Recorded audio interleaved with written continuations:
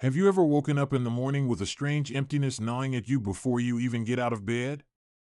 It's that unsettling tingle of loneliness that sometimes creeps in after 65, when life's rhythms have shifted, friends have scattered, or health concerns have caused once vibrant activities to fade away.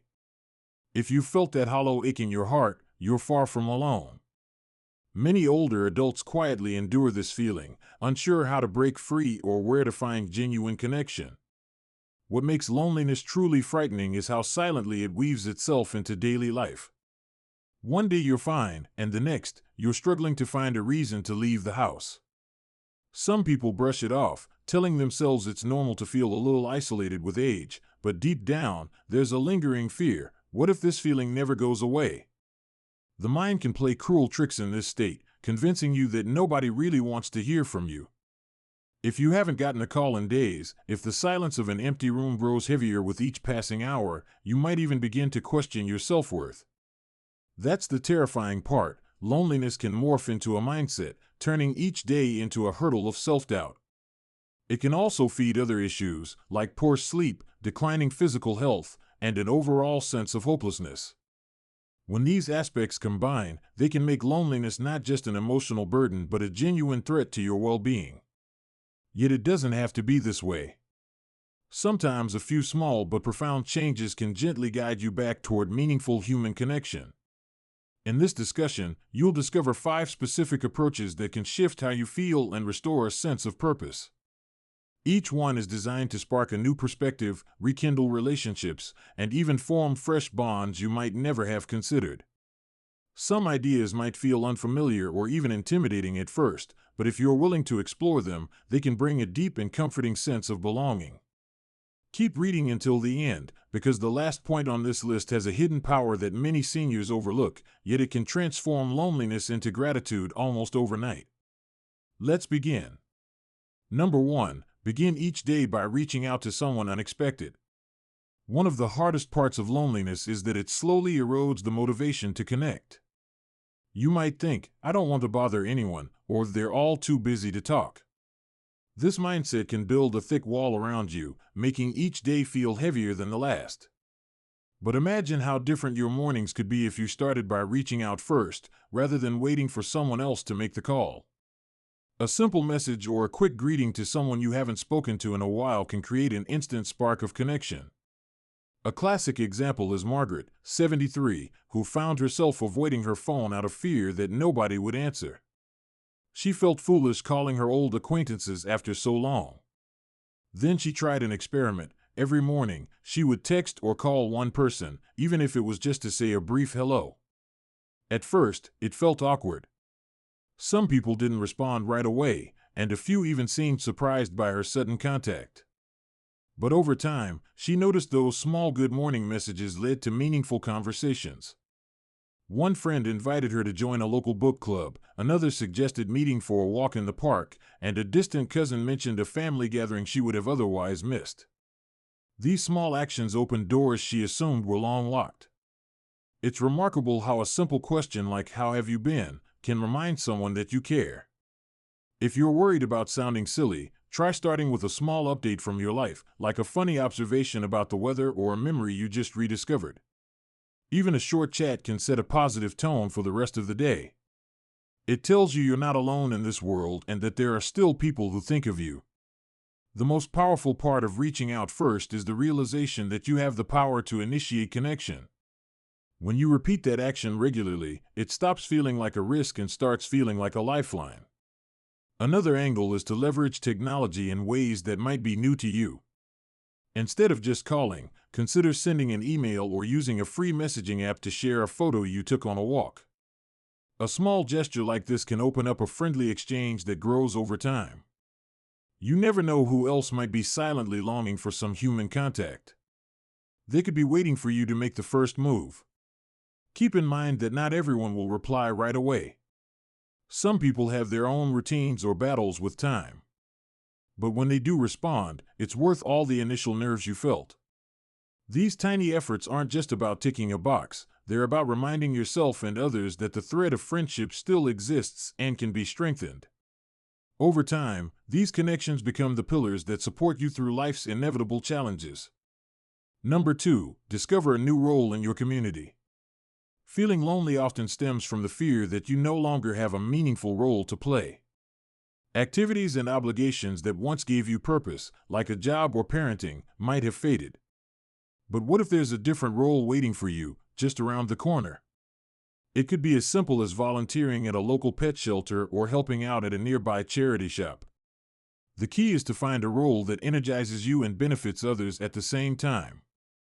Thomas, 68, used to dread waking up in the morning because the days stretched out with no clear direction. His wife had passed away, and his adult children lived in another state. He sank into loneliness quickly, spending hours each day watching television without really enjoying anything. Then someone suggested he help out at a local community center that served hot meals to seniors. He hesitated, worried he'd be too slow on his feet, but he gave it a try. On his first day, he met another volunteer, a feisty woman in her early 70s, and they bonded over the shared goal of preparing lunches for those in need. A few months later, Thomas realized he was looking forward to each morning again. The sense of being needed and appreciated filled a void in his heart he thought would never heal. It's astounding how being part of something larger can shift your perspective. Instead of dwelling on what you've lost or what you lack, you focus on what you can contribute. And this sense of contribution often brings unexpected social connections. People start to recognize you by name, ask for your help, and introduce you to others. Before you know it, you've built a small circle of friends who share a common interest or mission. You might worry that nobody wants or needs your help at this stage in life. That fear can be paralyzing. Yet there are countless organizations that thrive on the wisdom, patience, and empathy that older volunteers bring. Libraries often need helpers to read stories to children, nature preserves look for guides who can share knowledge about local wildlife, and charities frequently need a friendly face to greet visitors. The opportunities are wider than you might imagine. Even if your mobility or health concerns limit how much you can do, there's likely a task that suits your abilities. Some people make phone calls to homebound seniors, brightening their day with a simple chat. Others organize small gatherings in their retirement communities, where they plan events that bring neighbors together. When you step into a new role, you give yourself a reason to keep going, a reason to be excited about tomorrow. The best part? You'll find that when you invest time and energy into a community, it gives back in beautiful, sometimes unexpected ways. Whether it's a heartfelt thank you from someone you helped or a new friend who shares a passion you never knew you had, this sense of belonging is often the best antidote to loneliness. Number 3, create a small daily ritual that nourishes your soul. Loneliness can sometimes stem from a loss of daily structure. Without tasks or routines anchoring each day, the hours can feel like a haze, blending into each other without meaning. One simple yet profound way to counteract this is by establishing a daily ritual that speaks to your heart. This ritual can be anything from a quiet moment of reflection on your porch to writing down 3 things you're grateful for before bedtime. Karen, 78, found herself slipping into isolation after her spouse passed away. She had tried reaching out to friends, but her grief felt overwhelming, and the phone calls tapered off. One day, she decided to try a small morning ritual. She would brew a cup of tea, sit by her living room window, and listen to a short piece of music that reminded her of better times. In those few minutes, she allowed herself to feel every emotion without judgment. Sometimes she cried, other times she smiled. Over weeks, she noticed that this daily act gave her a gentle sense of purpose. She started looking forward to that reflective time, and it became a stepping stone toward re-engaging with the world. Rituals like these might seem trivial at first glance, but they help break the cycle of aimlessness. They're also deeply personal. Nobody else needs to join in or even know about them, although you can share if you choose to. The important part is that you honor the ritual consistently. Maybe it's lighting a small candle and thinking about people who matter to you. Maybe it's flipping through old photographs for a few minutes each evening, recalling special moments that shaped your life. Some people like to combine these rituals with writing. Jotting down a short entry in a journal each day can become a powerful anchor. It doesn't have to be long or profound. A sentence or two about what you did, how you felt, and what you hope for can be enough. Over time, these small notes turn into a record that reminds you you're still living, still growing, and still experiencing new things, even if they feel mundane. If your mind is restless and finds it hard to concentrate, consider something tactile. You might try planting a small herb in a pot and tending to it daily. Each new sprout or leaf you see is a reminder that life continues to bloom. Alternatively, experiment with a few minutes of gentle stretching or simple movements in your living room, focusing on how your muscles feel. This can calm anxious thoughts and ground you in the present moment. Establishing a meaningful ritual reintroduces a sense of predictability to a life that may feel too quiet or unstructured. It signals to your mind and heart that you're taking intentional steps to care for yourself. In doing so, you might find a surprising sense of emotional safety, a small bubble of peace that follows you throughout the rest of the day. Number 4, embrace shared interests that bridge generations. Sometimes loneliness feels especially heavy because it seems like no one understands what you're going through. Perhaps your children and grandchildren are always busy with their own lives, or your old friends are no longer around. This disconnect across generations can intensify isolation.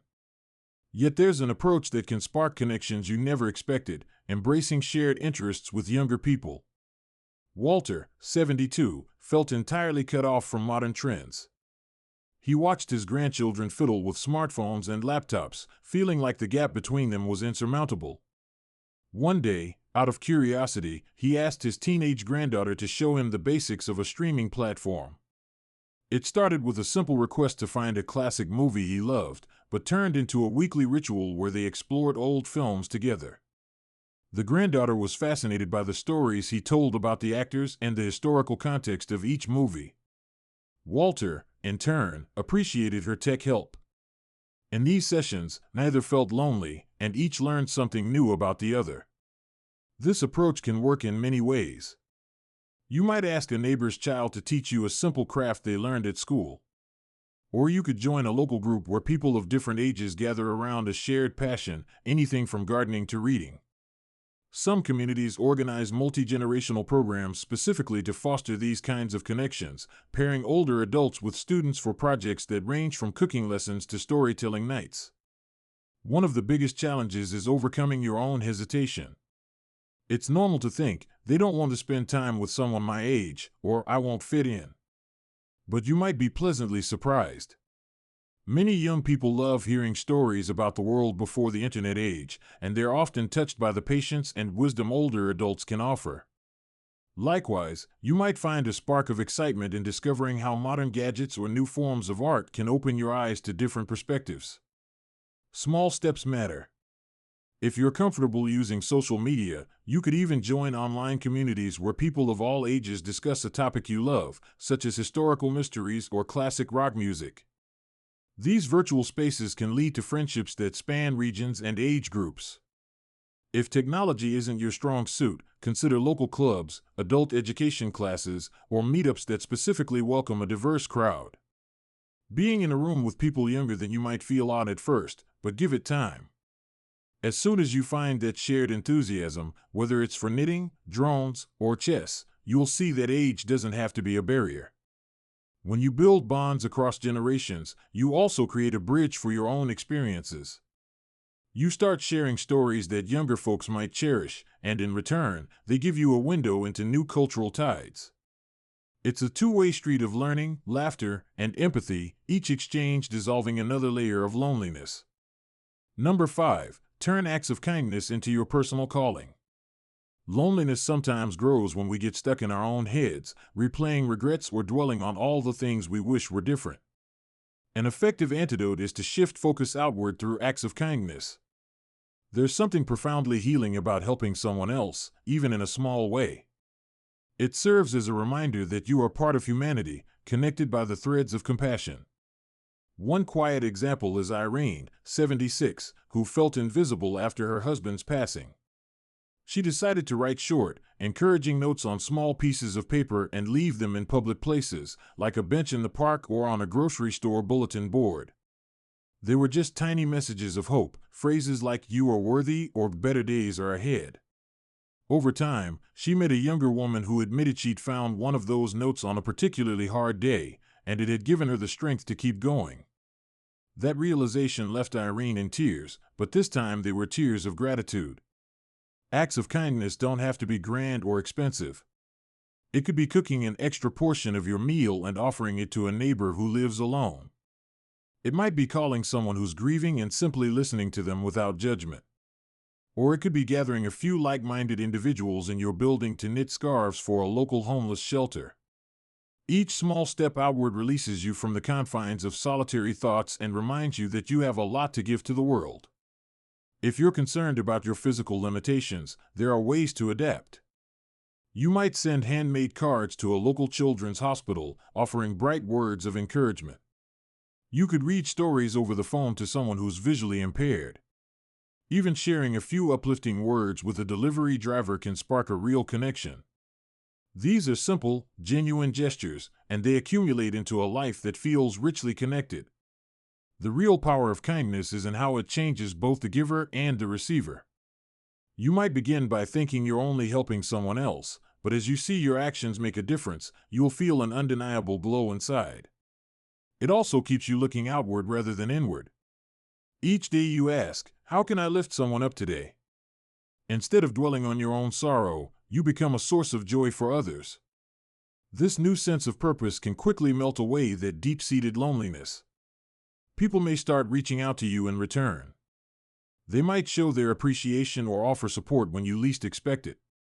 In a world that sometimes feels cold or indifferent, these warm interactions light a path toward genuine companionship. You've just seen 5 ways to tackle the heavy, silent presence of loneliness after 65. None of these steps require massive changes, yet each one can make a profound impact on your sense of belonging. Reaching out to someone first might feel daunting, but it reclaims your power to connect. Discovering a new community role adds meaning to your days. Creating small rituals offers comfort and structure. Embracing shared interests with younger people bridges generations you once thought were too far apart. And pouring yourself into acts of kindness can turn your isolation into a mission that touches others' lives as well. Yes, the darkness of loneliness can be paralyzing. It can whisper lies that nobody cares, that it's too late to matter, or that your best days are behind you. But every moment you choose to push past that voice, you open a door to new friendships, renewed vitality, and even a sense of inner peace. It may not happen overnight, but it can happen more quickly than you imagine once you decide you're worth the effort. So here's a plea: don't let loneliness define these later years. You still have so many gifts to share, stories to tell, and connections to forge.